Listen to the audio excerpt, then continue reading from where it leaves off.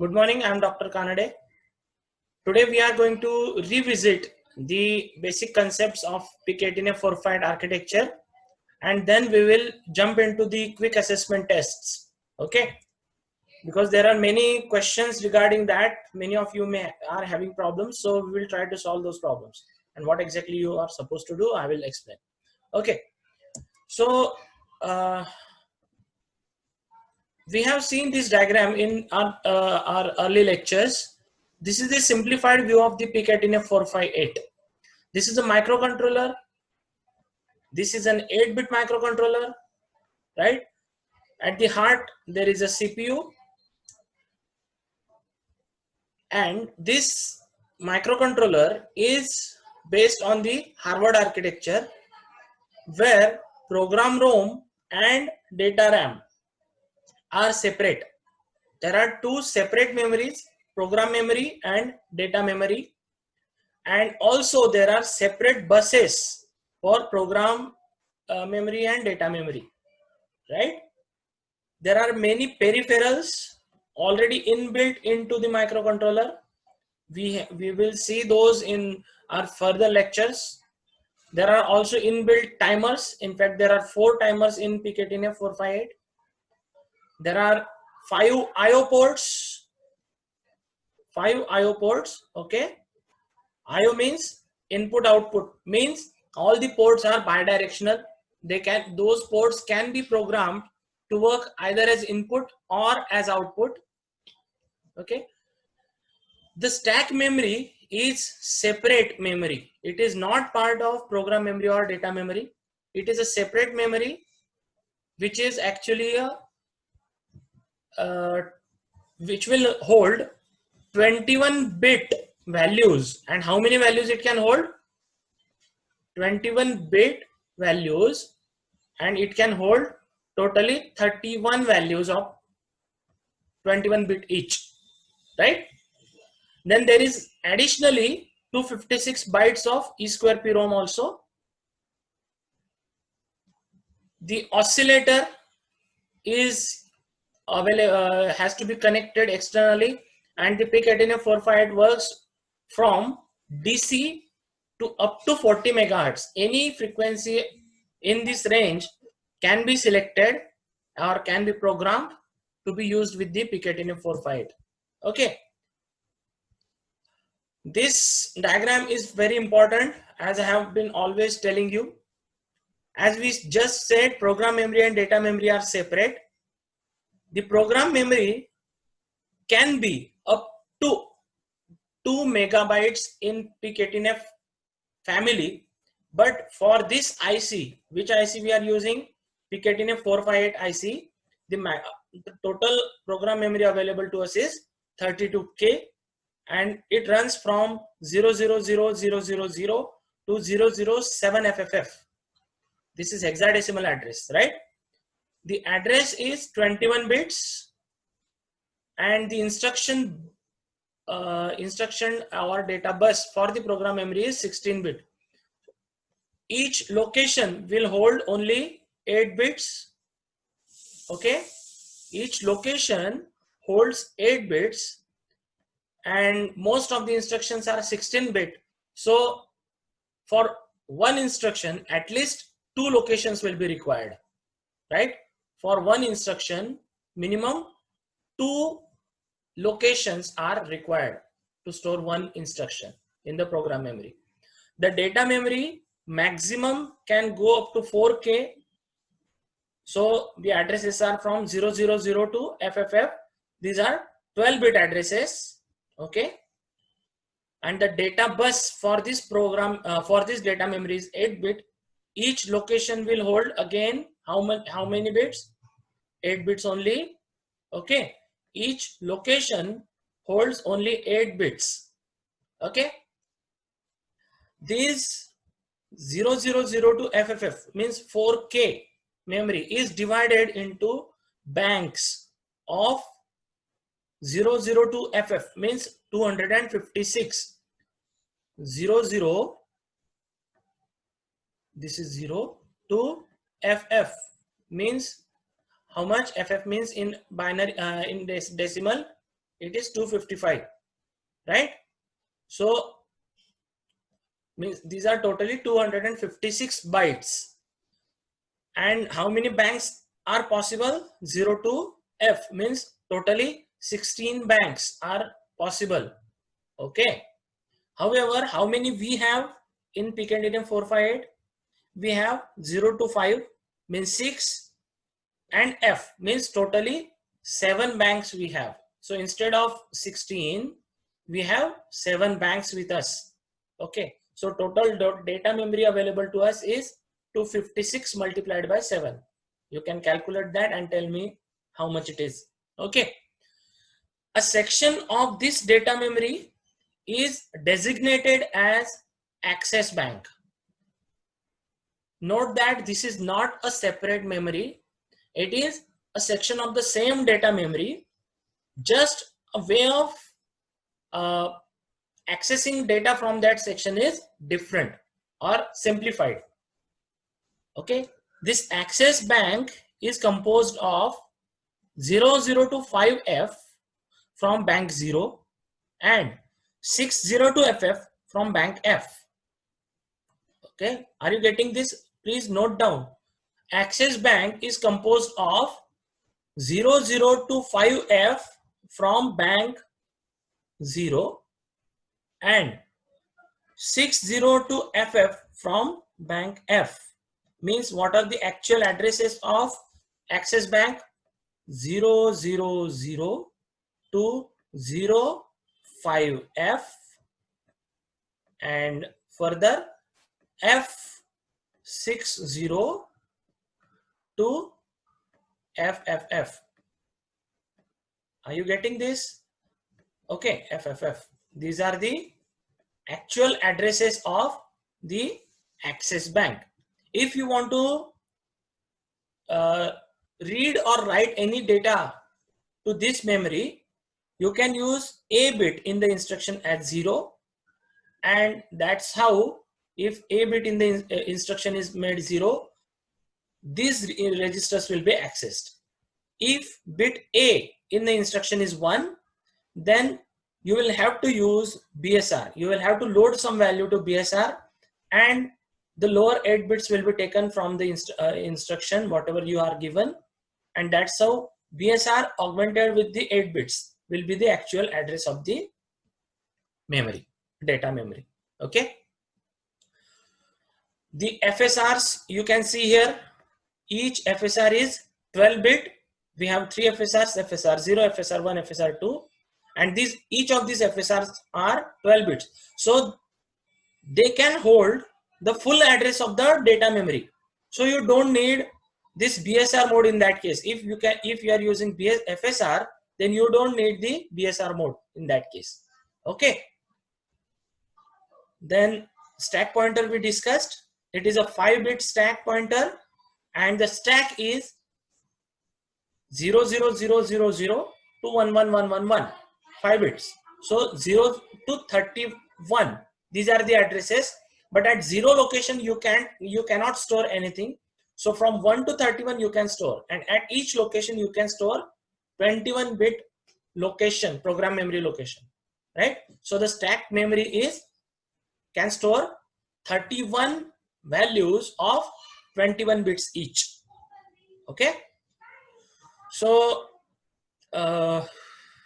this is what we have already seen in we have taken a recap of what we have seen in our previous lectures. For more details, you should go to Moodle. All the links, all the videos that I have, all the lectures that we have delivered up till now are recorded and uploaded on YouTube. I have shared all the links on our WhatsApp group also. All those links are also available on Moodle, so you can go to the videos from those links also, and you should watch these videos, okay, for better understanding. And if you have any questions, you should raise your questions in our discussion group. Okay, now as I have been telling you, I have created a couple of tests. Some of you have already attempted those, many have not yet. So today is the last date to attempt those quizzes. The 2 quizzes will close today at 12 p.m. Okay. Now, which quiz you have to attempt? Some of you are attempting the prerequisite test. I have not yet asked you to attempt the prerequisite test. What you have to see, this is a snapshot from your Moodle. Okay. In the Moodle, you have these 3 quizzes at the end of Unit 1. You can see the name is AMA Quick Assessment Test 1, which is based on Unit 1 architecture. Second test is AMA Quick Assessment Test 2, which is based on Unit 1 instruction set. Okay, these 2 tests are open since 5 days, and these 2 tests will close today at 11:59 a.m. means at 12 o'clock in the afternoon itself. These 2 quizzes will close. These are not long tests. They take very small, all maximum 5 minutes you will take for solving these quizzes. Okay. Now the third quiz. This quiz is open now itself only. Okay. This is a live quiz. This is a new type of quiz that we are running today. This is called Quick Response Live Quiz based on assembly language instructions that you have already studied. Okay. Now what we are going to do in this quiz. Okay. This is as I have said here, this is a live quiz. The questions will be displayed during the lecture right now. There are no questions displayed in the quiz. In the quiz, you will see only answers A, B, C, D. That too without any mention of the answer. Just options A, B, C, D. You have to click the correct option, what I am going to show you on the screen right now. Are you getting what I am telling you? I am going to show you the question on the screen right now. You must be logged into Moodle. You must open this quiz, start the attempt, and just click on the correct option that I am showing you on the screen here. Okay, are you getting this? Any question regarding this? What you want to do? So, okay, now all of you log into Moodle, open your Moodle account, log in there and go to this quick response live quiz. If you have problems, you put in the chat box, or you can unmute yourself and talk to me if you are facing problem for that. I am now going to tell you what you are supposed to do. Okay, and for others also, whoever is having problem right now, for those also I'm going to tell the solution. Okay, now I'm going to show you the question. This question will have 4 options.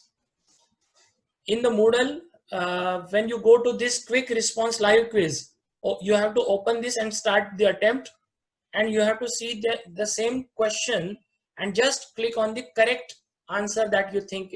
Okay, so the first question is now move fs comma fd. In this instruction, fs and fd are option A 12-bit and 12-bit, option B 8-bit and 8-bit, option C 8-bit and 12-bit, option D 12-bit and 8-bit. Okay, so whatever the option you think is correct, just go in on the Moodle. In your in the question, I have given this name move ff to the name to the question. I have given this name to the question. Okay, so for that question, you select whatever option you think is correct, and that's it. Now, if you need some time, you can take time. And for those, please note down, for those who are having problem right now for Moodle, or for those who are not attending the lectures right now, this video will be uploaded and they should go to this video, watch the question and answer the quiz. Okay, this quiz will remain open until remain open for 2 days. The first 2 quizzes will not. These quizzes will close today itself. Okay. So the first question is here, move FSFD. This is the instruction that we have already seen. In this instruction, FS and FD are option A 12-bit and 12-bit, option B 8-bit and 8-bit, option C 8-bit and 12-bit, option D 12-bit and 8-bit. So whatever the option you think is correct, you should click on that and go to the next question. The next question here is add WFC F, D, A. This instruction adds contents of W with contents of F along with carry flag. This is just information given in the beginning. Okay. Add WFC. We have seen this instruction. Here is just the description of this instruction is given again. This instruction adds contents of W with contents of F along with carry flag. Now the question here is, this instruction is 16-bit instruction. This is a statement made. Add WFC is a 16-bit instruction. State whether this is true or false. You select your option A or B, true or false. Click on that and submit it. Okay. The question is, add WFC instruction is 16-bit instruction. Okay. This is the statement. Whether this is true or false, you select and submit. Now, third question, FSR means the file select register. The number of FSRs in PIC18F458 is A, option A 1, option B 2, option C 3, option D 4. Means how many FSRs are there in PIC18F458? This is the question. So whatever the number you think is correct, you select that option. If you think there is only one FSR, select A. If you think there are 2 FSRs, select B. If you think there are 3 FSRs, select C. If you think there are 4 FSRs, select D. Okay. FSRs are file select registers. In fact, we just today also we just revisited this. Okay. Now the fourth question, the stack memory in PIC18F458 can hold maximum of option A 32 values of 16 bits each, option B 32 values of 32 bit each, option C 31 values of 21 bit each, and option D 16 values of 21 bit each. Okay, 4 options are given. We are talking about the stack memory. Today also we have just revisited this part. How many stack memory locations we have, and each memory location can hold how much? Okay, that is the question. So whatever you think the correct answer is, you click on that. Okay, and submit that. Okay, last question of the quiz. The number of status flags in PIC18F458 is option A 2, option B 3, option C 4, option D 5. How many status flags are there in PIC18F458? Very simple question. Okay, so you click on whatever option you think is correct and just submit that. Okay, so these are the only 5 questions in this live quiz. Okay, if you have finished, you just submit the quiz.